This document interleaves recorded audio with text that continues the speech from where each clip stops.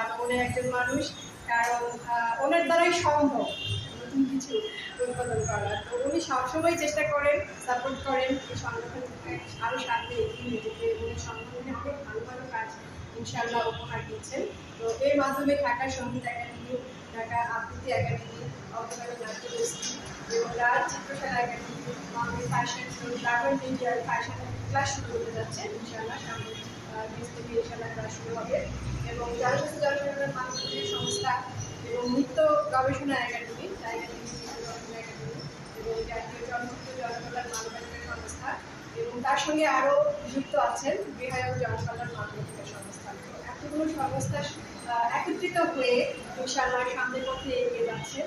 তো যারা যারা নতুন, যারা মানে আগ্রহী এবং কাজ করতে আগ্রহী, যারা ফ্যাশনের অভিনয়, কবিতা আবৃত্তি, উপস্থাপনা এবং যারা গান ভালোবাসেন, নৃত্য ভালোবাসেন, আসলে শিল্পীরা সবসময় চেষ্টা করেন ভালো কিছু করতে। তো অবশ্যই এই সংগঠনের সঙ্গে যোগাযোগ করবেন। সংগঠনে আসলে আপনারা বুঝতে পারবেন যে এখানে সব ধরনের সব কিছু প্রচার করা হচ্ছে। তো সেই প্রচারণার উদ্দেশ্যেই আজকে এই অনুষ্ঠানটা। আর সবচেয়ে বেশি বড় কথা হচ্ছে যে আমাদের নেত্রীকে আমরা ভালোবাসি এবং এই নেত্রীর সৌজন্যেই আজকে অনুষ্ঠানটা করা, আনন্দ করা।